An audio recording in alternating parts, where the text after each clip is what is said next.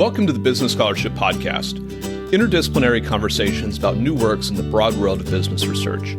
I'm your host, Andrew Jennings.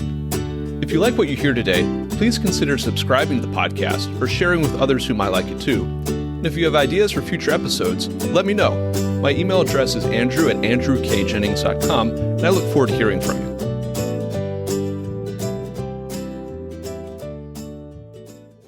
Our guest today is Brian Feinstein, Assistant Professor of Legal Studies and Business Ethics at the University of Pennsylvania. We'll be discussing his article, In-Group Favoritism as Legal Strategy, Evidence from FCPA Settlements, which he co-authored with William Heaston and Guilherme Siqueira G. Carvalho, both PhD students at the University of Pennsylvania's Wharton School. The article is forthcoming in the American Business Law Journal. I'll add a link to the article in the show notes for the episode. Brian, welcome to the Business Scholarship Podcast. Thanks so much for having me, Andrew. Brian, your article is an investigation of enforcement practices and the practices of firms that are facing potential enforcement and the lawyers that they choose to represent them in those enforcement actions. And you're focused on the context of enforcement under the Foreign Corrupt Practices Act, the FCPA.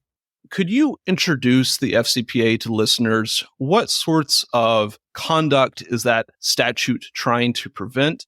And why would a CEO, if news comes that the company might have a FCPA problem, why might that be an especially dreaded thing to hear as compared to potentially any other legal or enforcement problem a company might have?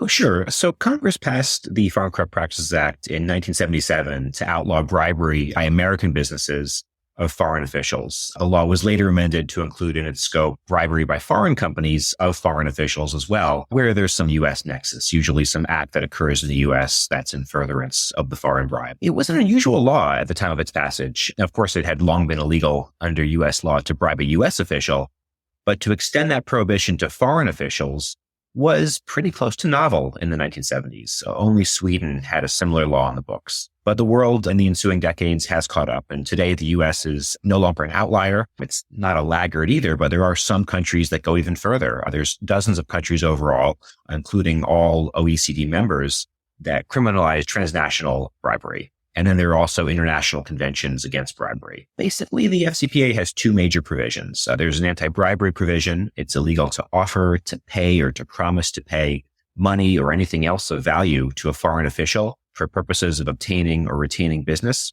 And then there's also an accounting provision. Some U.S. companies have to implement accounting controls. And the thinking here is that if companies need to keep accurate books, they're not going to pay bribes. Pretty simple on its surface, but once you get a little bit beneath that surface, there's quite a bit of ambiguity. For instance, under a 1988 amendment to the law, there's now an exception for grease payments. So these are generally low-dollar payments to facilitate timely performance of routine government tasks. One could apply for a government contract and then wait months in the queue for an official to consider your application. Or you could just pay that official, and the official would pocket the payment, the equivalent of a few hours' wages to expedite the application. Now, of course, by lay definition, that is a bribe, but in some countries, there's not a norm against it. It's just accepted as a part of doing business. So the line now between a grease payment that's legal under the FCPA and a bribe that's illegal isn't so clear. So already, if you're a CEO listening, you might be sweating a little bit. And I think, Andrew, you're right that CEOs might especially dread hearing the news that they may be subject to FCPA scrutiny,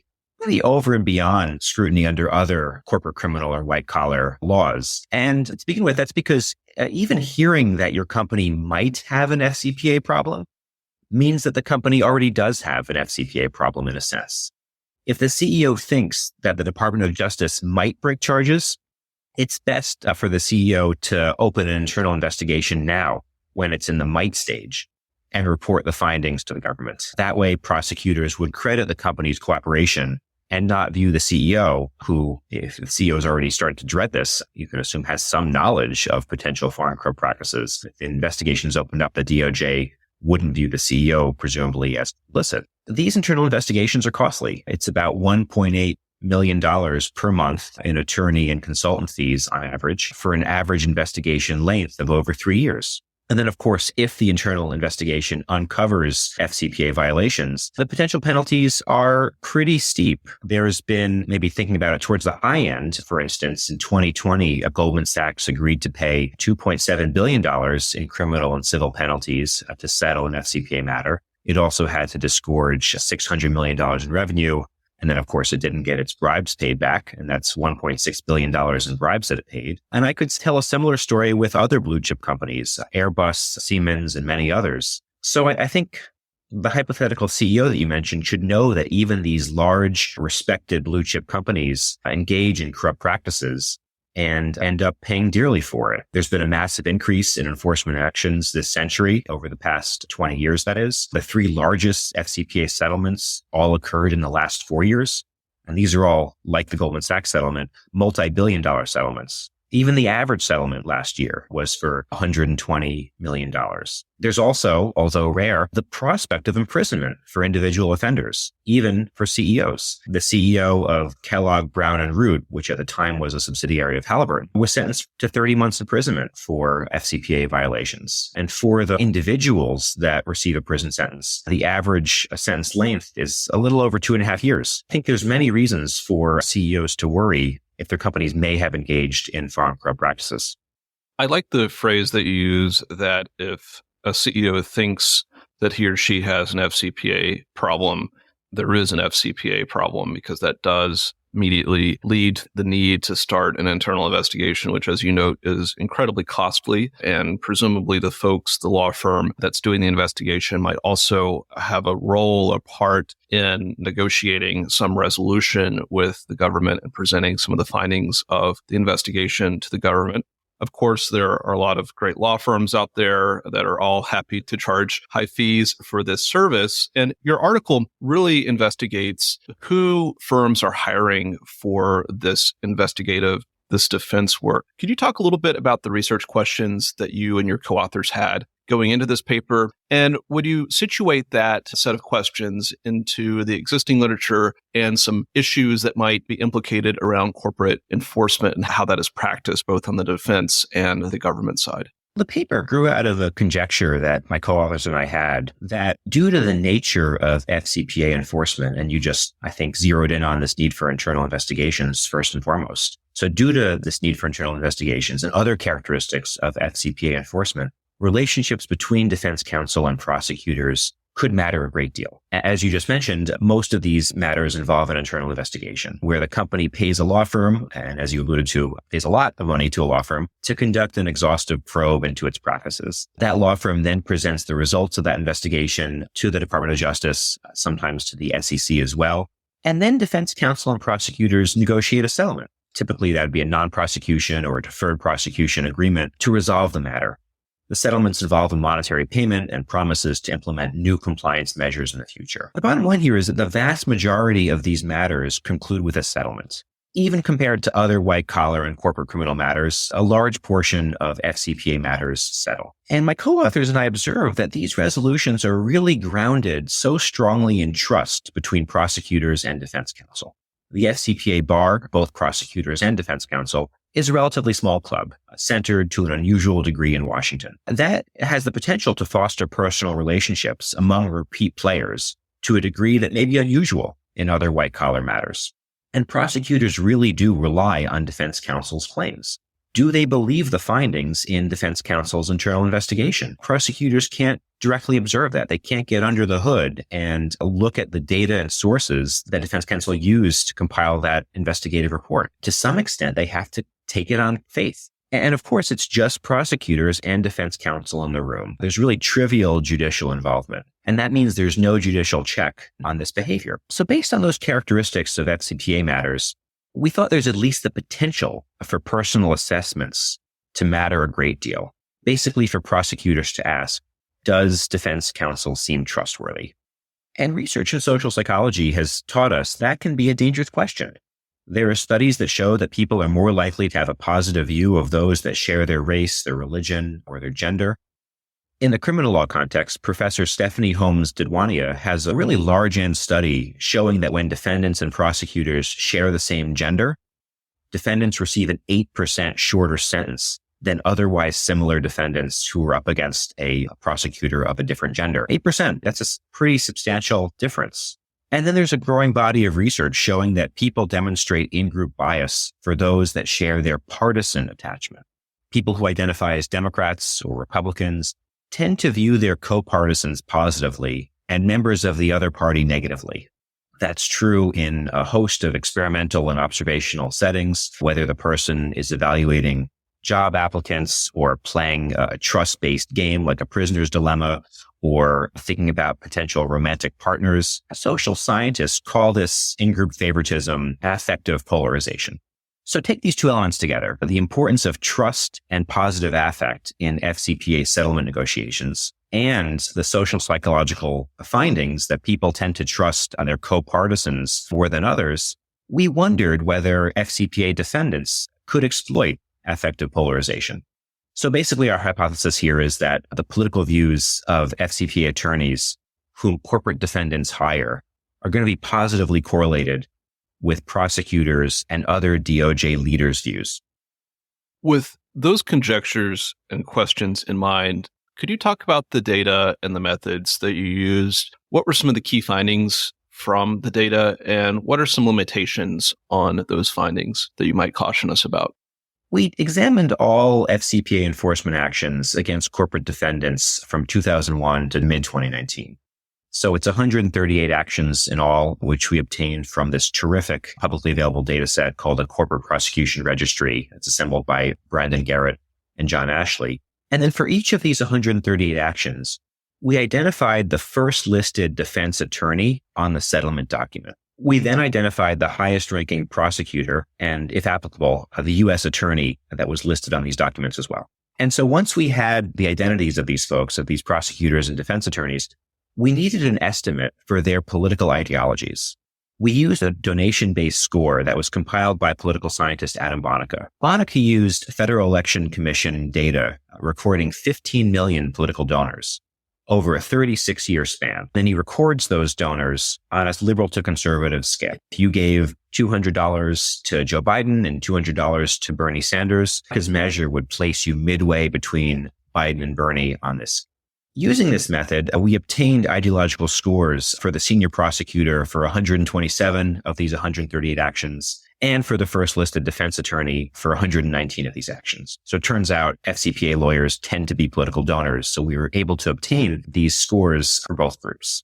And what we found first is that defense attorneys and prosecutors' ideologies are closely correlated. For instance, when the chief of the DOJ fraud section is relatively conservative based on his or her pattern of political giving, we see a rightward shift among lead defense lawyers.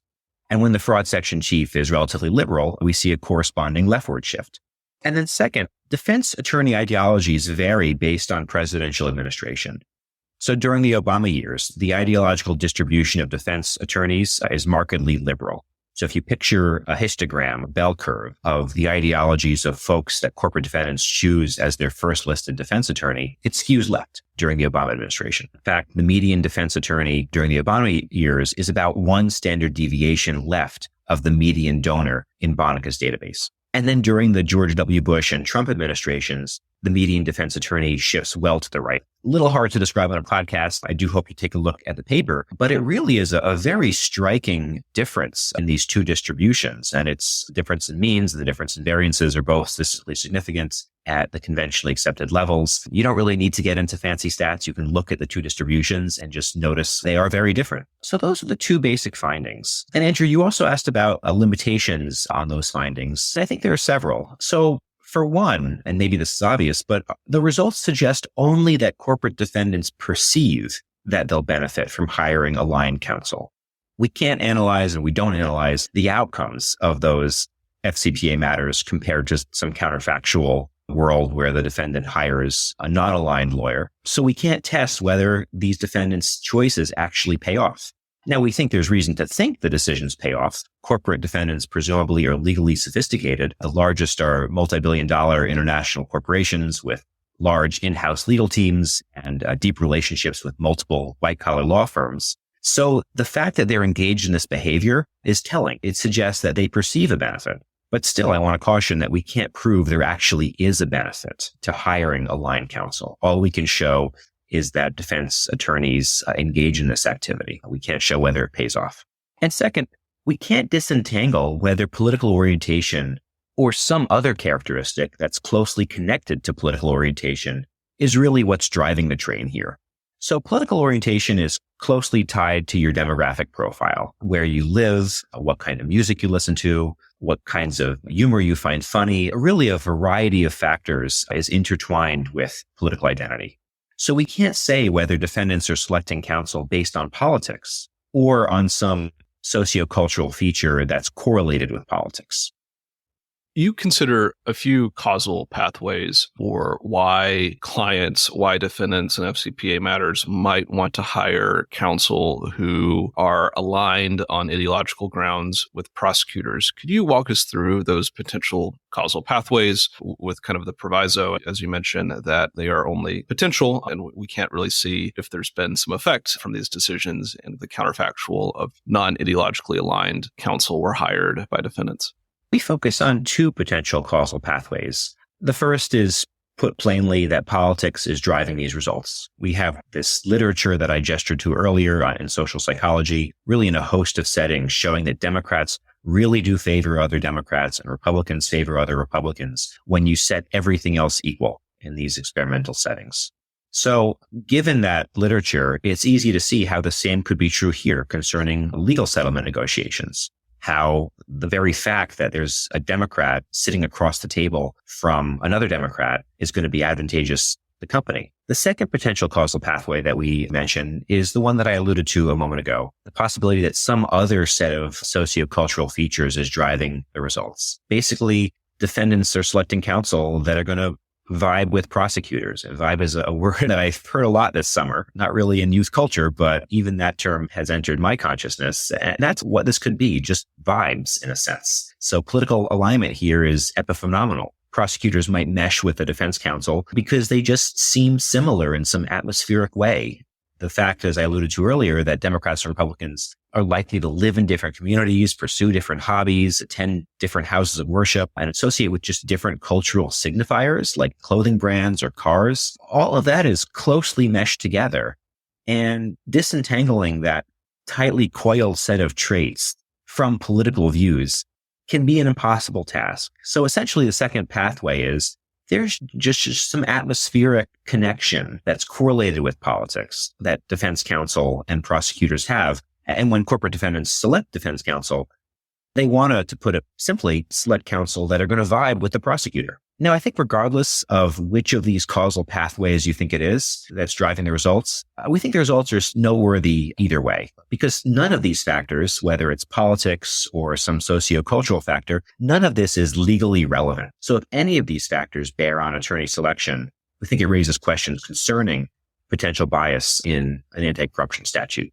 This study, again, of course, was focused on FCPA matters. Do you have any expectation or thoughts about whether these findings can be externalized to other enforcement areas like fraud or environmental issues or fair credit housing? And some of that might be in the DOJ and some of it might be in civil regulatory agencies. And whether you have a thought on this front or not about how these results can be externalized to other settings, is this maybe an avenue that you and your co-authors might pursue in the future? Or do you have advice for others who might want to investigate whether a similar effect can be seen in other areas of enforcement? I have mixed views here concerning the potential generalizability of these findings. So on one hand, I emphasized some unique characteristics of the FCPA context. There's this particular importance of trust in evaluating internal investigations. There's this almost complete absence of judicial involvement. And there's the geographic concentration of the FCPA bar, a relatively small group in Washington, D.C. All of these factors could increase the value to defendants of strategically selecting counsel in a way that's not apparent in some of the other contexts you mentioned, because those areas of law don't share this particular mix of attributes that leads to the centrality of trust in FCPA investigations. On the other hand, what we're positing regarding defendants exploiting in-group favoritism isn't unique to the FCPA.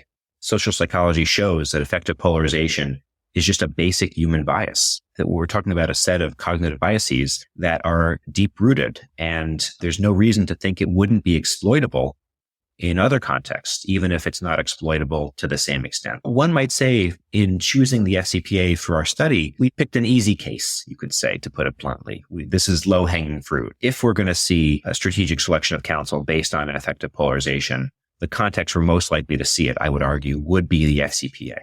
I do think there's value in extending the study to other areas of law, though, because doing so would allow for cross-subject comparisons and thus could potentially offer insights into the extent to which various features matter.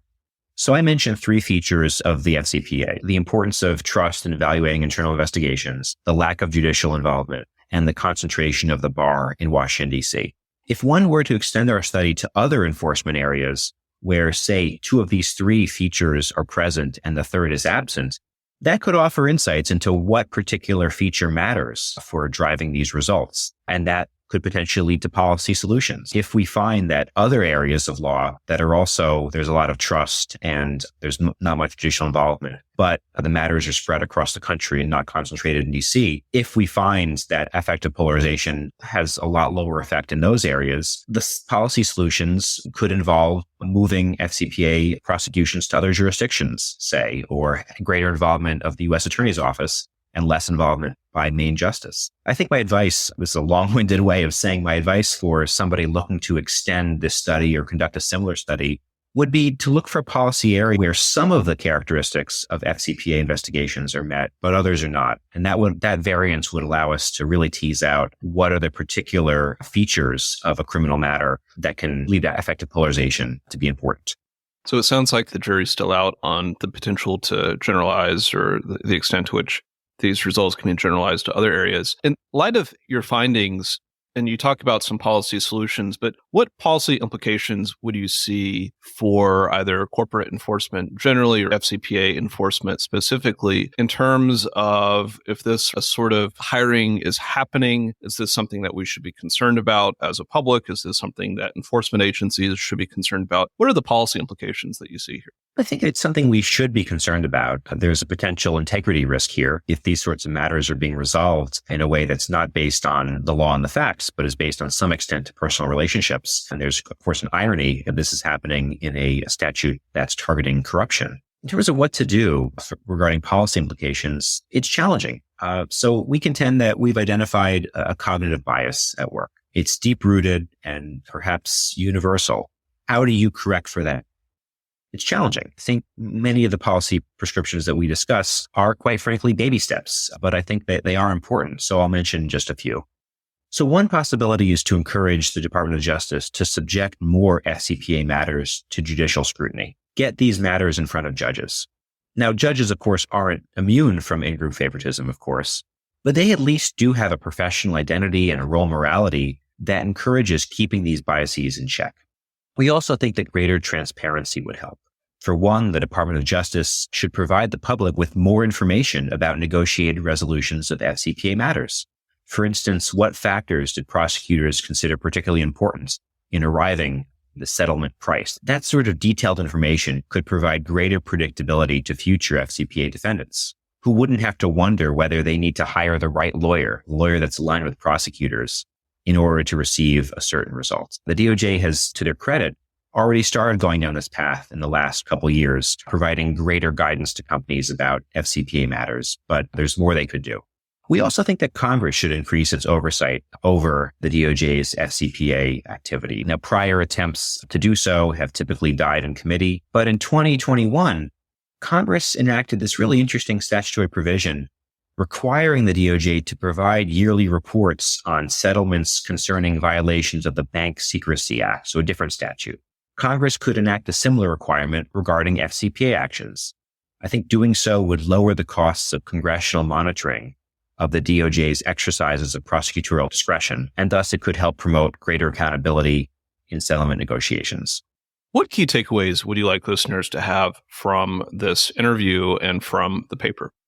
The headline here is our empirical observation that the first listed defense attorney on these FCPA settlements tends to be politically liberal during the Obama administration and then shifts to becoming conservative during the Bush and Trump years. We can't say for sure, as I mentioned, that defendants are selecting politically aligned counsel to curry favor with prosecutors based specifically on shared political affiliation. It could be some other social or cultural factor that's closely aligned with politics. But whatever the root cause, it does appear that corporate defendants' counsel selections are strategic, and they're based on some element of shared identity. There is, as I mentioned, this integrity risk here. Policymakers should act to better understand and address what's going on here, given that the FCPA is an anti-corruption statute. It's vital that its enforcement be based on the facts and the law rather than the identity of counsel. Our guest today has been Brian Feinstein, Assistant Professor of Legal Studies and Business Ethics at the University of Pennsylvania. We've discussed his article, In-Group Favoritism as Legal Strategy, Evidence from FCPA Settlements, which he co-authored with William Houston and Guilherme Siqueira de Carvalho, both PhD candidates at the University of Pennsylvania's Wharton School. The article is forthcoming in the American Business Law Journal, and I'll add a link to the article in the show notes for the episode. Brian, thank you for joining the Business Scholarship Podcast. It's my pleasure, Andrew. Thanks so much.